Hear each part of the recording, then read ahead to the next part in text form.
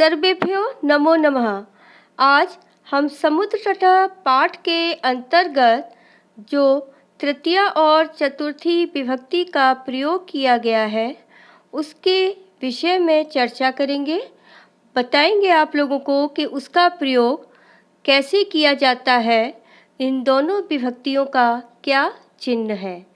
तो आप चित्रों को देखेंगे और चित्र के द्वारा जो वाक्य बनाए गए हैं उसके माध्यम से ये पता करेंगे कि तृतीया विभक्ति कहाँ आई है और चतुर्थी विभक्ति का प्रयोग कहाँ किया गया है।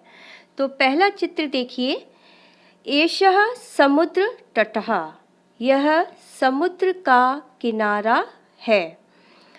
अत्र जनाः पर्यटनाय आगच्छन्ति। अत्र मने यहाँ, जनाः मने लोग, पर्यटनाय मने घूमने के लिए, आगच्छन्ति मने आते हैं। तो जो पर्यटनाय पद है बेटा, उसमें कौन सी विभक्ति लगी है? चतुर्थी। तो चतुर्थी विभक्ति क्यों लगी है? उसका कारण है कि यहाँ पर के लिए के अर्थ में प्रयोग किया गया है। के लिए चतुर्थी विभक्ति का प्रयोग होता है। यहाँ लोग घूमने के लिए आते हैं, तो चतुर्थी विभक्ति का चिन्ह है के लिए, इसलिए पर्यटनाय पद में चतुर्थी विभक्ति का प्रयोग किया गया है। अब देखिए, एषः गोवा तटः, यह गोवा का तट है, किनारा है। एषः विदेशिक पर्यटकेभ्यः अत्यधिकं रोचते, यह विदेशी पर्यटकों के लिए अत्यधिक रुचिकर है। मतलब जो विदेश से घूमने वाले लोग, जो विदेशी लोग आते हैं उनको गोवा का तट बहुत अच्छा लगता है। तो विदेशी पर्यटकों के लिए, तो चिन्ह क्या दिखाई दे रहा है आपको? के लिए। के लिए का प्रयोग चतुर्थी विभक्ति में होता है, इसलिए यहाँ पर जो पद है विदेशिक पर्यटकेभ्य, इसमें चतुर्थी विभक्ति का प्रयोग किया गया है। एषः कोचि तटः, यह कोचीन का तट है, कोचीन का किनारा है। एषः नारिकेल फलेभ्यः रोचते, यह नारियल के फल के लिए अच्छा है।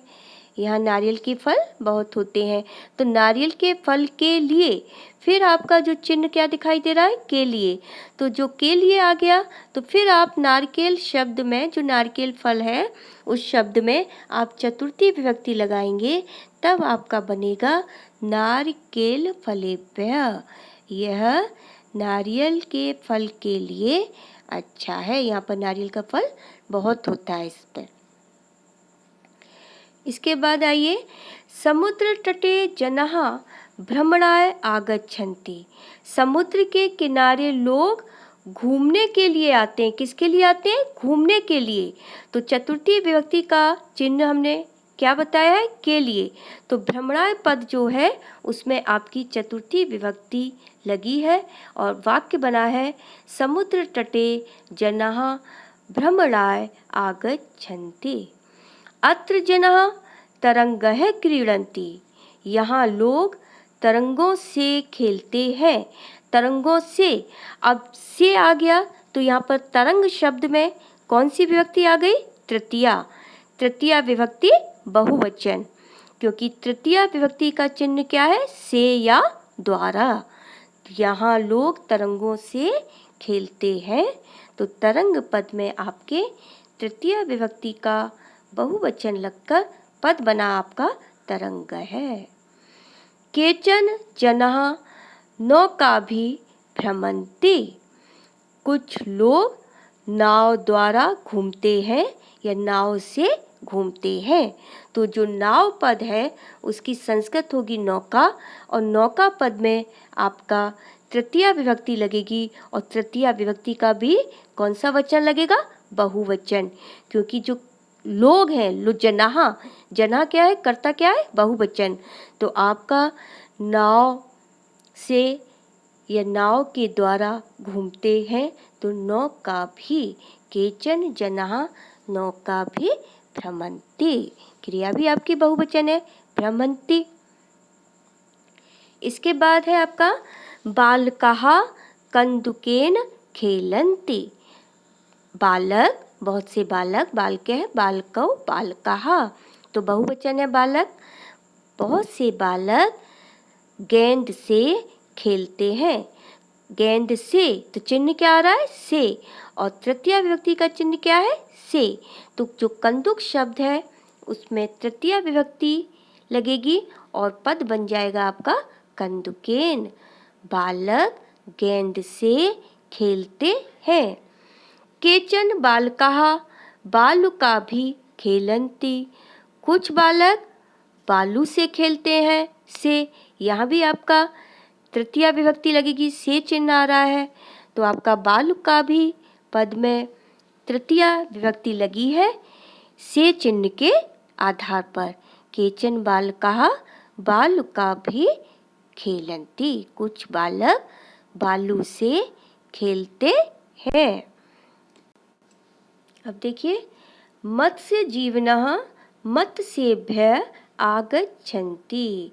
जो मत्स्य जीवन है, जो मछली पकड़ते हैं, वो किसके लिए आते हैं समुद्र के किनारे, मछली के लिए आते हैं, मछलियों के लिए आते हैं, मछली पकड़ने के लिए आते हैं। तो यहाँ भी जो मत्स्येभ्य पद है उसमें कौन सी विभक्ति लगी है, चतुर्थी विभक्ति, के लिए। चतुर्थी विभक्ति का चिन्ह है के लिए, इसलिए आपका पद बन जाएगा मत्स्येभ्य। तो मत्स्य जीवनः मत्स्येभ्यः आगच्छन्ति। इसी तरीके से आपका एक और वाक्य देखते हैं, ते आजीविकाये आगच्छन्ति। वे सब आजीविका के लिए आते हैं, के लिए, फिर यहाँ पर जो चिन्ह है आपका के लिए, इसलिए आजीविका पद में चतुर्थी विभक्ति लगकर पद बना है आपका आजीविकाये। ते आजीविकाये आगच्छन्ति। अब इसी के आधार पर हम एक अनुच्छेद लेते हैं जिसमें आपको तृतीय विभक्ति और चतुर्थी विभक्ति से संबंधित पद भी देखने को मिलेंगे और हम प्रश्न के उत्तर भी इसी गद्यांश में से छांटने का प्रयास करेंगे। तो आपका जो गद्यांश है, एषः समुद्र तटः, यह समुद्र का किनारा है। अत्र जनाः पर्यटनाय आगच्छन्ति। अत्र माने यहाँ, जनाः माने लोग, घूमने के लिए आते हैं। केचन तरंगः क्रीडन्ति। कुछ लोग तरंगों से खेलते हैं। केचन च नौकाभिः जलविहारं कुर्वन्ति। और कुछ नाव से जल विहार करते हैं, नाव द्वारा जल विहार करते हैं। तेषु केचन कन्दुकेन क्रीडन्ति।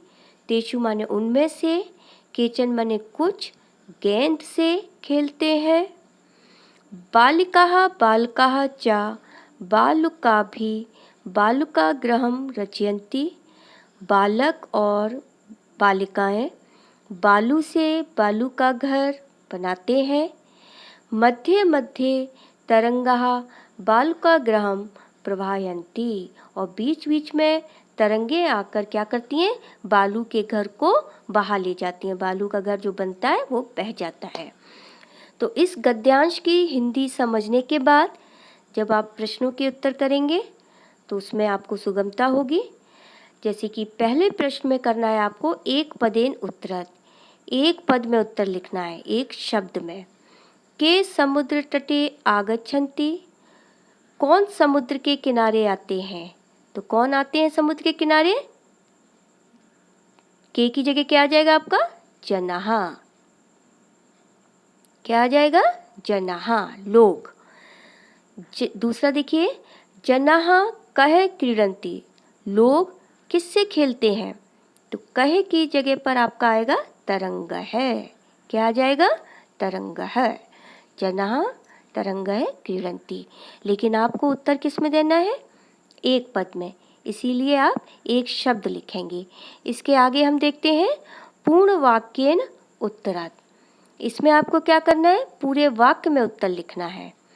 जनाः काभि जल विहारं कुर्वन्ति, लोग किसके द्वारा जल विहार करते हैं? किससे जल विहार करते हैं? तो आप पूरा उत्तर क्या लिखेंगे?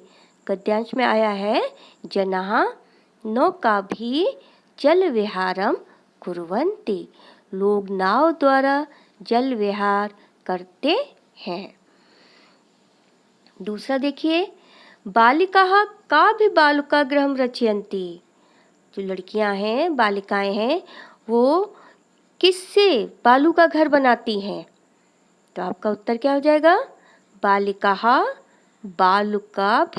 बालुकागृहं रचयन्ति, लड़कियां बालू के द्वारा बालू के घर को बनाती हैं, बालू से बालू का घर बनाती हैं।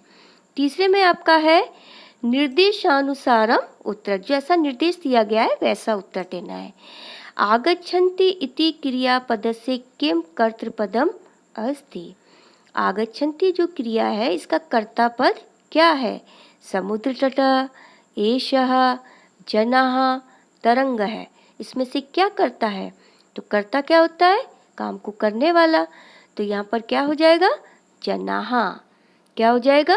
जनाः। आगच्छन्ति क्रिया का कर्ता पद होगा जनाः। अब आपको बेटा गृह कार्य के रूप में हम एक प्रश्न दे रहे हैं। आपने तृतीया और चतुर्थी विभक्ति का अध्ययन किया, उसी के आधार पर ये प्रश्न है। अधोलिखितानां तृतीया चतुर्थी विभक्तयो रूपाणि लिखत। जो नीचे लिखे हुए शब्द हैं उनको आपको तृतीया और चतुर्थी विभक्ति के एक वचन, द्विवचन और बहुवचन में रूप लिखना है। उदाहरण दिया है, जैसे जन शब्द का तृतीया विभक्ति में एक वचन में हो जाएगा जनेन, द्विवचन में हो जाएगा जनाभ्याम और बहुवचन में हो जाएगा जनः, जनेन जनाभ्याम जनः। चतुर्थी में क्या होगा? जनाय जनाभ्याम जनेभ्यः। इसी तरीके से आप ये जो दिया है तरंग शब्द और नौका शब्द, इसका तृतीया विभक्ति और चतुर्थी विभक्ति में एक वचन, द्विवचन और बहुवचन तीनों में रूप लिखना है। तो इस पाठ के द्वारा आपने तृतीया और चतुर्थी विभक्ति का प्रयोग कैसे किया जा सकता है, आप शुद्ध रूप में कैसे कर सकते हैं, उसकी क्या पहचान है, इसका अध्ययन किया। इसी के साथ हम इस पाठ को समाप्त करते हैं। धन्यवाद।